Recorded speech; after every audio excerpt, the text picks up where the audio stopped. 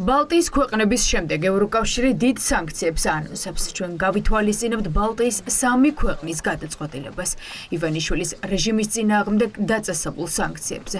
ამის შესახებ დღეს ბრიუსელში ინტერპრეს ნიუს უთხრეს. პირველებს კი ევროკავშირის პრეს-სამსახურის ოფისიდან მოგწერეს, რომ ევროკავშირი განიხილავს ყველა ზომას, მათ შორის სანქციებს, რაც პასუხისმგებლობას დააკისრებს ოლიგარქის რეჟიმის ძალადობაზე და მშვიდობიანი აქციის დემონსტრანტების ციხეში უკანონოდ გაშვების გამო.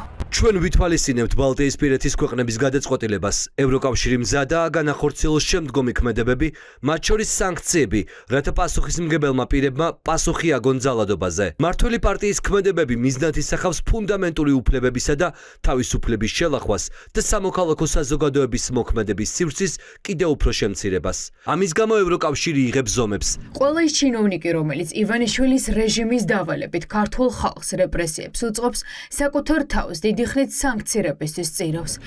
ლიეტუვის, ლატვიის და ესტონეთის სანქციები ჯერ მხოლოდ დასაწყისია იმ ზომებისა, რომელსაც ბრიუსელი ოლიგარქს უმზადებს. ბრიუსელში უკვე არსებობს გეგმა, როგორ უნდა არიდონ თავი უნგრეთის და სლოვაკეთის წინააღმდეგობას, რომ ბიძინა ივანიშვილის თვით გამოცხადებულ რეჟიმს სანქციები დაუწესონ. ევროკავშირის წევრი ქვეყნები ჯგუფურად, ფაქტიურად უკვე ინდივიდუალურ რეჟიმში იღებენ გადაწყვეტილებას სანქციების თაობაზე. ძალიან მნიშვნელოვანია, რომ ეს პროცესი გაგრძელდეს, იმიტომ რომ უნდა იცოდეს რეჟიმის წარმომადგენლებმა, რომ მათ მოუწევთ საფასურის გადახდა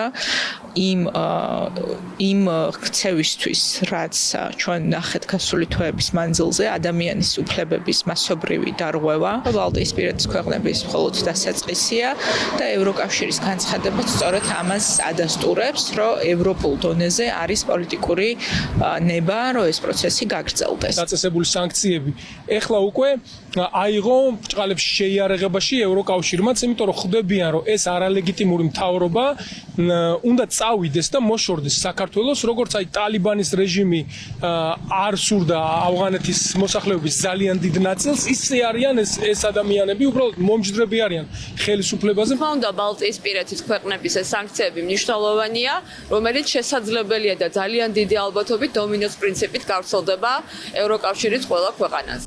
რა ფორმით გამოაცხადებს ევროკავშირი ახალ სანქციებს, ეს ჯერ არ ვიცით. იქნება ეს ევროკავშირის 25 ქვეყნის მიერ ერთიანი სასანქციო პაკეტი თუ ეროვნულ დონეზე წევრი სახელმწიფოების მხრიდან დაწესებული სანქციები, ისე როგორც ეს ბალტიის ქვეყნებმა გააკეთეს.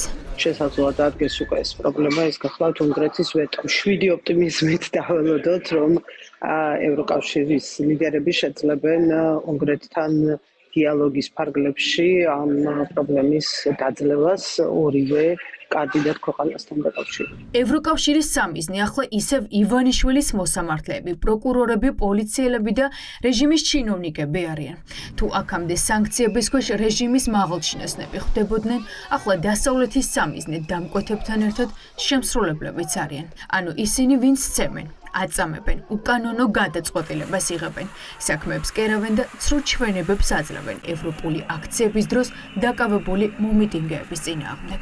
ამ სიაში მოხვედრა ნიშნავს იმას, რომ ამ სიიდან ისინი ვერასოდეს ვერ გამოვლენ და სხვათა შორის, როდესაც რამდენიმე ქვეყანაში შენზე არის დაწესებული კონკრეტული შეზღუდვა, ეს შესაძლებელია ასევე პრობლემა იყოს სხვა ქვეყნებისთვისაც, არაწევრი სახელმწიფოების ქვეყნებისთვის, მათ შორის ამერიკის შეერთებული შტატებისთვის, რომ მათ მიიღონ ვიზები. ივანიშვილის რეჟიმმა იცის, რომ სანქციები გარდაუვალია და ამას ოლიგარქის ქვეშევრდომებზე უდიდესი გავლენა ექნება.